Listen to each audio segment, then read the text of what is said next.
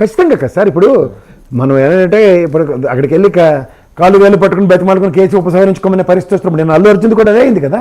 If you really look in to it that, ఆయన ఒక ప్రొవకేషన్లో ముందు కంప్లైంట్ ఇచ్చానన్నాడు, ఒక ప్రొవకేషన్ నేను విత్డ్రా చేసుకుంటాను అంటున్నాడు. మరి ఇంకా పోలీస్ రోల్ ఎక్కడ ఉంటుంది దాంట్లో?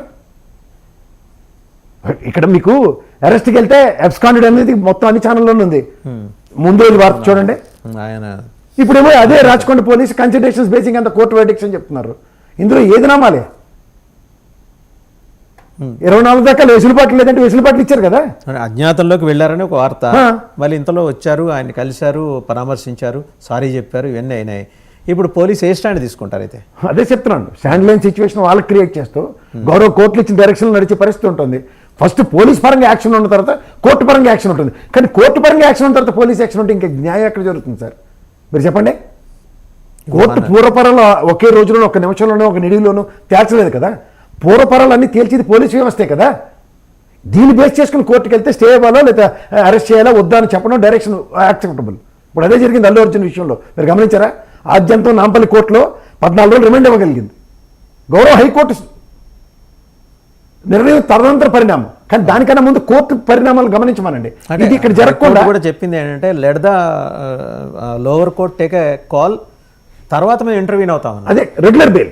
So interlink between high court and respect judicial కోర్టుకి రెండింటికి ఉన్న మెజిస్ట్రేట్ కోర్టుకి ఆ సంబంధాన్ని వాళ్ళు జస్టిఫై చేశారు.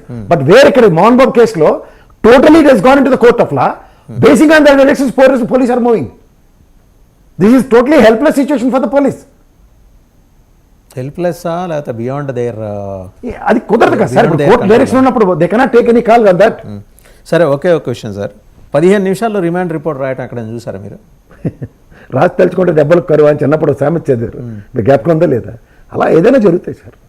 విప్లవాత్మకమైన పరిణామాలు సంతరించుకోవాలంటే 15 నిమిషాలు చాలా ఎక్కువ టైం. అలాగే నిన్న ఆయన వరసంబడి వెళ్ళి వారి మావయ్య గారు చిరంజీవి గారి మేనమావ చిరంజీవి గారి ఇంటికి వెళ్ళారు. ఆ తర్వాత నాగబాబు గారిని కూడా కలిశారు. అండ్ అందరినీ ఒకళ్ళొకరిని కలుసుకుంటూ వస్తున్నారు. అంటే ఏమన్నా ఒక 360 డిగ్రీస్లో అతనిలో ఆలోచన ధోరణిలో ఏమైనా మార్పు వచ్చిందా? లేదు మనందరం కలిసి వెళ్ళాలి, ఇది కలిసి చేయాల్సిన జర్నీ అనే అవగాహనలోకి ఆయన వచ్చేసారా? సరే, ఇక్కడ నేను 2 విషయాలు ప్రజల దృష్టికి తేవదలుచుకున్నాను. నెంబర్ 1, ఒక పొలిటికల్ మూవ్ ఉంది. నెంబర్ 2, ఇంకొక పొలిటికల్ పార్టీ చేస్తున్న యాజిటేషన్స్ ఏదైతే రైతుల ధర్నా వైఎస్ఆర్సీపీ పరంగా టోటల్గా సబ్మిస్ చేసి వ్యవస్థల్ని ఎలా కావాలంటే అలా డిక్టేట్ చేసే అంత స్థాయి ఉన్నా అన్న దగ్గర మీడియా కూడా ఒక వ్యవస్థ కింద పరిగణన చేస్తే ఇంక్లూడింగ్ సాక్షి ఛానల్ కూడా ట్రాప్ చేయగలిగారు. టోటల్ ఇష్యూ అల్లు అర్జున్ మీద ఫోకస్ చేసుకుంటూ డైవర్ట్ చేశారంట. మొత్తం 13 జిల్లాలు కొత్తగా ఏర్పడిన 26 జిల్లాలు, మండలాలు, పంచాయతీ ఆఫీసులు, కలెక్టరేట్ల ముట్టడిలతో సైతం రాష్ట్ర వ్యాప్తంగా ఉధృతంగా జరుగుతుంది. ఎక్కడ వైఎస్ఆర్సీపీకి అనా పైసా క్రెడిట్ రాకుండా సోషల్ మీడియా మొత్తం, మెయిన్ స్ట్రీమ్ మీడియా మొత్తం అల్లు అర్జున్ మీద ఫోకస్ చేసిన సక్సెస్ నరేషను తెలుగుదేశం పార్టీకి 2 చేతులు ఎత్తి అధినేతకి ఇలా దండం పెట్టి చెప్పాలి శభాష్ అని. ఎందుకంటే మీకు అపారమైన జర్నలిజం అనుభవం ఉంది. ఈ అనుభవంలో చంద్రబాబు గారి మూవ్ ముందు ఎలాంటి వాళ్ళైనా జూజూబీ అని ఒకసారి ప్రూవ్ చేశారు. రెండోది, మీరు ఇంకోటి గమనించారు సార్, ఈ అల్లు అర్జున్ కాన్సెప్ట్లో అవంతి శ్రీనివాస్ నేను వెళ్ళి కలిసాడు. ఒక్కసారి మనం ప్రజారాజ్యం పార్టీకి వెళ్దాం, వెనక్కి ఒకసారి వెళ్తే ముందుకు వెళ్ళాలి ఎప్పుడైనా సరే పాలిటిక్స్లో. ఒక గొప్ప ఏకీకరణ జరుగుతుంది కాపు సామాజిక వర్గ పరంగా. అప్పుడు కూడా మీకు ప్రజారాజ్యం పార్టీ టైంలో కూడా అతిరథ మహారాజులు తెలుగుదేశం నుంచి కాంగ్రెస్ నుంచి తట్టబొట్ట చదువుకుని ప్రజారాజ్యంలో జాయిన్ అయ్యారు. మీకు జ్ఞాపకం ఉంది కదా సార్? ఇదే పరిణామం ఇప్పుడు సంతరించుకుంటుంది, మీరు గమనించండి. ఎందుకంటే వైఎస్ఆర్సీపీ నుంచి తరలి వస్తున్న శ్రేణులు అనుకోండి, లేదంటే రీసెంట్ పాస్ట్లో కాపు సామాజిక వర్గ ఏకీకరణ ఇది సైద్ధాంతికంగా జరుగుతుంది. సో ఈ ఏకీకరణలో ఏమవుతుందంటే, మనం మొన్నటిదాకా నాలాటి వాళ్ళతో సైతం మాట్లాడింది ఏంటంటే జనసేన పార్టీ క్షేత్రస్థాయిలో నిర్మించుకోలేదు అని.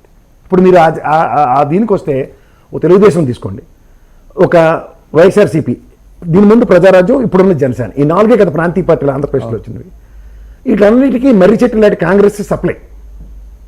నాదెండ్ల మనోహర్ గారు, నాన్నగారు భాస్కర్రావు గారితో సైతం వీళ్ళందరూ కాంగ్రెస్ నుంచి వచ్చిన వలసవాదులు, ఇంక్లూడింగ్ చంద్రబాబు నాయుడు దగ్గర నుంచి.